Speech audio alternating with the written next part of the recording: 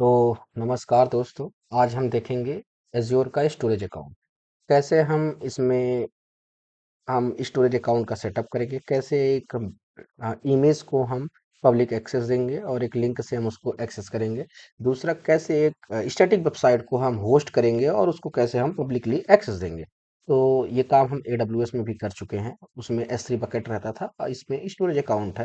तो इसमें कई सारी चीज़ें हैं। सबसे पहले हम इंट्रोडक्शन की बात करते हैं, उसके बाद फिर हम प्रैक्टिकल भी इसमें देख लेंगे। तो एज्योर स्टोरेज एक क्लाउड बेस्ड सर्विस है जिसमें हम अपना डाटा स्टोर करते हैं, मैनेज करते हैं और एक्सेस कर सकते हैं, ठीक है, कहीं से भी, एनीवेयर फ्रॉम द वर्ल्ड। तो इसमें आता है कि स्टोरेज अकाउंट क्या होता है। तो स्टोरेज अकाउंट क्या होता है, वहाँ पे S3 बकेट होता था। आपको S3 बकेट क्रिएट करना होता था, सारा सब काम होने लगता था। लेकिन यहाँ पे सबसे पहले हमको एक स्टोरेज अकाउंट बनाना होता है। तो जो स्टोरेज अकाउंट है, ये एक कंटेनर की तरह होता है जो एज्योर में सारे स्टोरेज सर्विस को होल्ड करता है। मतलब एक ही स्टोरेज अकाउंट के अंदर हम अलग अलग टाइप्स का डाटा स्टोर कर सकते हैं, जैसे कि फाइल हुआ, इमेज हुआ, वीडियो हुआ, डाटाबेस बैकअप हुआ, लॉग हुआ, एक्सेट्रा, ऐसे कुछ बहुत सारे तरीके होते हैं। तो हम बात करेंगे कि जो एज्योर के टाइप, मतलब स्टोरेज अकाउंट टाइप हैं कैसे हैं, एज्योर स्टोरेज टाइप क्या है। तो इसमें ज़्यादातर ब्लॉग है। आप इधर देखोगे, थोड़ा सा मैं छोटा करता हूँ। ये एक तरह से ब्लॉग स्टोरेज है। इसमें क्या होता है, सबसे पहला जो होता है वो ब्लॉग स्टोरेज होता है। ये अनस्ट्रक्चर्ड डाटा स्टोर करने के लिए यूज होता है, जैसे इमेज हो गया, वीडियो हो गया, डॉक्यूमेंट हो गया, मतलब कि अनस्ट्रक्चर्ड अनस्ट्रक्चर्ड डाटा स्टोरेज करने के लिए यूज किया जाता है। अगर मान लीजिए आप एक वेबसाइट बना रहे हो जिसमें इमेज है और वीडियो है, स्टोर करना है, तो आप ब्लॉग स्टोरेज का यूज कर सकते हो, ये आपके लिए बेस्ट है। दूसरा है फाइल स्टोरेज। फाइल स्टोरेज क्या है, ये बिल्कुल नॉर्मल फाइल सिस्टम की तरह काम करता है और SMB प्रोटोकॉल यूज करता है, ठीक है। SMB प्रोटोकॉल यूज करता है, ये फाइल सिस्टम की तरह काम करता है। अगर मल्टीपल यूजर को एक शेयर्ड फोल्डर एक्सेस करना है तो एजोर फाइल स्टोरेज यूज करता है। एग्जांपल के लिए गिटहब देख लीजिए। मल्टीपल यूजर को अगर हमको एक जगह काम कराना है तो हम कैसे करा सकते हैं, गिटहब रेपो में आप अपना काम करो, आप अपना काम करो, उसको पुश करो, एक जगह पे काम मिल जाएगा। उसी तरीके से ये फाइल स्टोरेज भी होता है, ठीक है। तीसरा है क्यू स्टोरेज। तो क्यू स्टोरेज है, ये थर्ड है क्यू स्टोरेज। ये मैसेजिंग क्यू सिस्टम होता है। अगर एक ऐप को दूसरे ऐप मैसेज भेजना है, लाइक ऑर्डर प्रोसेस करना है, पेमेंट वाला दिखाना है या फिर कुछ और करना है, क्यू यूज होती है। यानी क्यू नाम से ही क्लियर है, जो पहले आएगा पहले जाएगा, इस तरह से। एग्जांपल के लिए मान लीजिए आप ऊबर ऊबर का एग्जांपल लीजिए। ऊबर का एग्जांपल लेते हैं कि कहीं कुछ इवेंट हो रहा था। इवेंट कंप्लीट होने के बाद जो सारे लोग थे वो रिक्वेस्ट डालना शुरू करते हैं ऊबर पे कि हाँ, मैं एक कैब बुक करता हूँ या फिर मैं बाइक बुक करता हूँ। तो क्या होगा कि जब लोग बुक करना शुरू करेंगे तो थोड़ा सा समय लगेगा। उम, थोड़ा सा एसिंक्रोनाइज़ेशन कम्युनिकेशन होगा, थोड़ा सा समय लगेगा, 1 सेकंड, 2 सेकंड, 2 मिनट, 3 मिनट का डिले होगा और वो वर्क प्रॉपर करेगा। जो सिस्टम में पहले आएगा, वो सिस्टम में पहले उसको आउटपुट देने की कोशिश करेगा, ठीक है? और तीसरा है टेबल स्टोरेज। टेबल स्टोरेज ये NoSQL डाटाबेस है। स्ट्रक्चर्ड डाटा स्टोर करता है विदाउट फिक्स स्कीम। जैसे हमको रो कॉलम का होता है ना, उस तरह से ये होता है। ये IoT डिवाइस जो होते हैं उसमें ज़्यादातर यूज होता है, तो उसे ही। और फिर आता है डिस्क स्टोरेज। इतना ज़रूरी नहीं है, मतलब है, डिस्क स्टोरेज है, इसमें हम अपने VM मशीन के लिए यूज़ करते हैं। तो देखेंगे कि आप यहाँ पे एक शब्द यूज हुआ है जिसको बोलते हैं रिडंडेंसी। इसको देखेंगे अगर आप, तो रिडंडेंसी यूज हुआ, ये रिडंडेंसी। तो रिडंडेंसी का मतलब क्या होता है, एज्योर में जो रिडंडेंसी होता है कि जो अपने डाटा है, जो हमारे डाटा है, उसका मल्टीपल कॉपी स्टोर करना, ताकि अगर सिस्टम में कोई फॉल्ट आ जाए, कोई फेलियर हो जाए, तो डाटा सेफ है। हम उसको क्या करते हैं, मल्टी रीजन में डिप्लॉय कर देते हैं। मल्टी रीजन में डिप्लॉय करने का मतलब क्या है कि ये मान लीजिए ये हमारा रीजन है। इस रीजन के अंदर हम ऐसे, इस रीजन के अंदर हम क्या करते हैं, मल्टीपल जोन क्रिएट करते हैं। मल्टीपल जोन ऐसे क्रिएट कर देते हैं। अब इस जोन के अंदर भी कई सारे चीजें होती हैं। तो ये रीजन हो गया, मल्टीपल जोन हो गया। मान लीजिए फॉल्ट यहाँ आ गया, तो हम डाटा को कहाँ से उठा लेंगे, हम डाटा को इस जगह से उठा लेंगे। तो यही होता है रिडंडेंसी।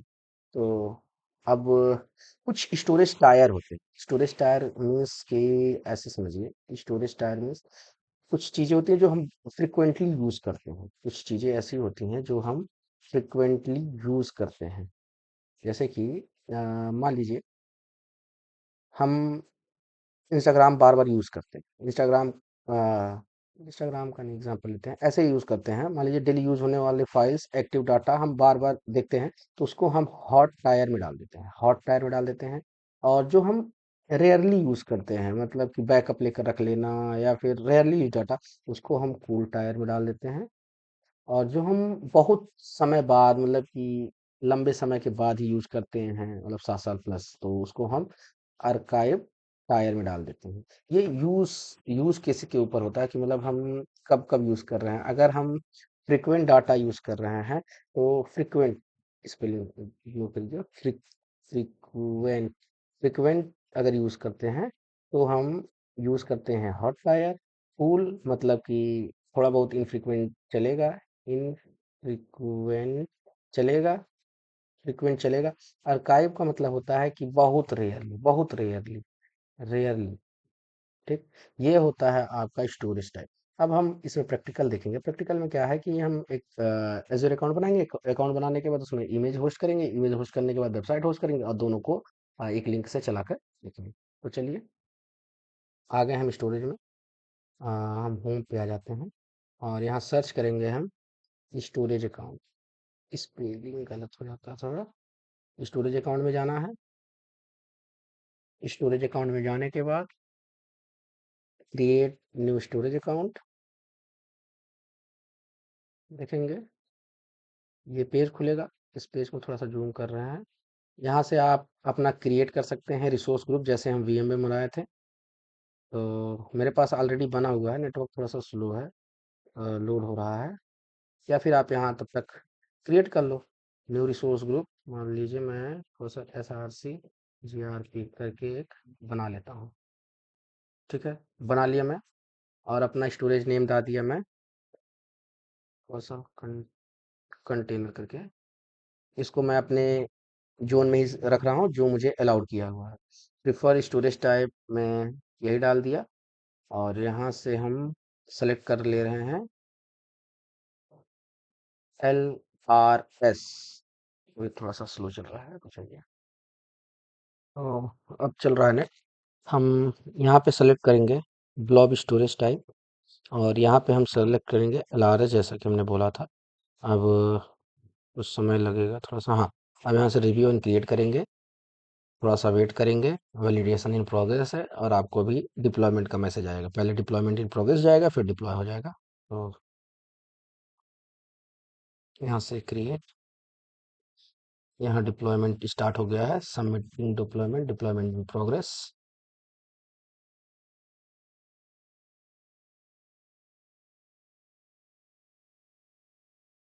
स्टोरेज अकाउंट बन चुका है।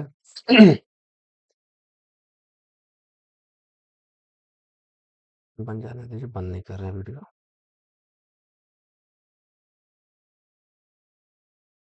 बनने के बाद हमको जाना है गो टू रिसोर्स, अभी आ जाएगा ऑप्शन। गो टू रिसोर्स पे जाने के बाद हमको एक कंटेनर क्रिएट करना पड़ेगा। तो चलिए देखिए, आ गया है। अब हम गो टू रिसोर्स जाएंगे। गो टू रिसोर्स जाने के बाद हम यहाँ पे सर्च करेंगे कंटेनर। तो यहाँ पे डाटा स्टोरेज में देखेंगे कंटेनर करके ऑप्शन आ जाएगा। ठीक है, इस कंटेनर पर क्लिक करेंगे तो नेटवर्क स्पीड पे डिपेंड करेगा। ये दिक्कत AWS के साथ नहीं थी, ये दिक्कत एज्योर के साथ आ जाती है कि नेटवर्क स्लो हो जाता है, चलता ही नहीं है। जैसे क्लास में भी बहुत सारी दिक्कतें आती हैं। और यहाँ पे आ चुका है ब्लॉग करके। अब हम यहाँ पे एक अपना कंटेनर ऐड करेंगे। अपना नाम हम देते हैं, मान लीजिए शुभम कंट करके, ठीक है। ये स्मॉल लेटर में ही शुरू होगा, कैपिटल नहीं। अभी आप देखेंगे कि नेम हमने दिया है अपने हिसाब से। यहाँ पे एनोनॉमस एक्सेस लेवल जो है वो प्राइवेट है, नो एनोनॉमस एक्सेस है। तो ये क्या है अभी मैं बताता हूँ। इसकी वजह से आप जो भी फाइल अपलोड करोगे वो आप व्यू नहीं कर पाओगे, आपको एक एरर मिलेगा। ठीक है, इसको चेंज करेंगे। अभी क्रिएट करते हैं, देखेंगे शुभम करके आ चुका है यहाँ पे। ठीक है, अब हम इसमें जाएंगे, उस शुभम कंटेनर में जाएंगे। उस कंटेनर में जाने के बाद हम वहाँ पे एक इमेज फाइल अपलोड करेंगे। कैसे, देखते हैं। क्रोम में चल नहीं रहा था, इनकॉग्निटो मोड में चालू किया हूँ, तो आप देखेंगे कि शुभम कंटेनर करके ऑप्शन आ गया, थोड़ा फास्ट चल रहा है। तो अब यहाँ पे हमको अपलोड करना है, ये अपलोड ऑप्शन दिख रहा होगा आपको, इस पे अपलोड करना है। यहाँ से हम मान लीजिए कोई एक फाइल यहाँ पे इमेज अपलोड करते हैं। ब्राउज फॉर फाइल करके खुल गया डाउनलोड में। अ, मान लीजिए ये इमेज है हमारे पास, इसको हम अपलोड कर दिए, अपलोड हो गया। अब देखेंगे यहाँ पे चेंज एक्सेस लेबल है, चेंज एक्सेस लेबल है, इसको हम कुछ करना है चेंज। लेकिन अगर अभी हम कोशिश करेंगे चेंज करने का, तो ये नहीं चेंज होगा, क्योंकि ये हमको एरर देगा। Anonymous access of the container is being blocked because anonymous access is disable on the storage account. यानी स्टोरेज अकाउंट से हमको एक और सेटिंग करना है। तो हम ओवरव्यू में वापस आ जाएंगे, बाहर आ जाएंगे कंटेनर पे, और यहाँ हम जाएंगे डाटा मैनेजमेंट। डाटा मैनेजमेंट में जाने के बाद, अच्छा सॉरी, ये तो वो है, सेटिंग में जाना है। सेटिंग में जाने के बाद देखिएगा, सेटिंग में जाने के बाद कॉन्फ़िगरेशन में जाना है।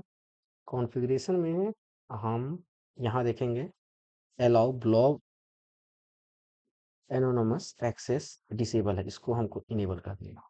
इनेबल करने के बाद इसको सेव करना है। सेव करने के बाद फिर से वापस कंटेनर में जाना है। सेव हो गया, कंटेनर सर्च करेंगे, कंटेनर में जाना है, इसमें वापस जाना है और इसका चेंज एक्सेस लेवल करना है। तो रिफ्रेश कर लेते हैं। कभी कभी एरर आ जाता है कि नहीं दिखाता है, अभी भी सेम इशू दिखा रहा है। रिफ्रेश कर लेते हैं, रिफ्रेश कर लेते हैं, हो जाएगा, हो जाना चाहिए। चेंज चेंज चेंज, ठीक, अब हो गया। थोड़ा सा रिफ्रेश करेंगे तो हो जाएगा, ओके कर देंगे। अब इस फोटो को क्लिक करने के बाद इसको कॉपी करना है, यहाँ पे पेस्ट करना है, तो देखेंगे कि ये पेज हमारा अच्छे से खुल जाएगा। ये तब नहीं खुलेगा अगर आप ये दोनों जो मैंने बताया है, चेंज एक्सेस लेवल, अगर ये डिसेबल रहेगा। ध्यान से देखो, मैं बता देता हूँ, इसको ओके कर देता हूँ। अगर अगर ऐसा है, तो जब आप इसको रिफ्रेश करोगे, तो अभी तो खुल गया, लेकिन ऐसे खुलना नहीं चाहिए, एरर आना चाहिए। यहाँ पे एरर आना चाहिए, नहीं आ रहा है। मैं आपको बता देता हूँ क्या एरर आता है। दोनों में सेटिंग चेंज कर दे रहा हूँ, दोनों सेटिंग में चेंज करके कॉन्फ़िगरेशन में मान लीजिए अगर डिसेबल है और ये सेव है, अगर ऐसे है, सॉरी सॉरी सॉरी, जो था उसी को रहने देते हैं और इसको रिफ्रेश करते हैं। इस तरह का आपको एरर देखने को मिलता था, इस तरह को आपको एरर देखने को मिलता था, अगर ये दोनों सेटिंग अगर ऑन नहीं है। तो चलिए हम फिर से इसको एनोनिमस को इनेबल कर देते हैं और इसको सेव कर देते हैं। जब इसको हम सेव कर देंगे, तो फिर से ये हमारा एक्सेसिबल हो जाएगा। ये इसलिए नहीं दिखा रहा है क्योंकि यहाँ पे कंटेनर में, इसमें एक्सेस लेवल है वो प्राइवेट है, इसको हम कर देंगे सही। रिफ्रेश कर लो, अब चेंज एक्सेस लेवल कर लेते हैं तो आ जाएगा, बस आ गया। अब इसको रिफ्रेश कर लो, पेज लोड हो जाएगा, यही एरर था। अब हम देखेंगे दूसरा चीज, मैं थोड़ा सा इसमें कंफ्यूजिंग कर दिया हूँ, तो मैं आपको फिर से बता देता हूँ कि कुछ नहीं करना है, आपको एक कंटेनर क्रिएट करना है। मैं फिर से बता रहा हूँ आपको, इसको हटाता हूँ, आपको फिर से बताती हूँ।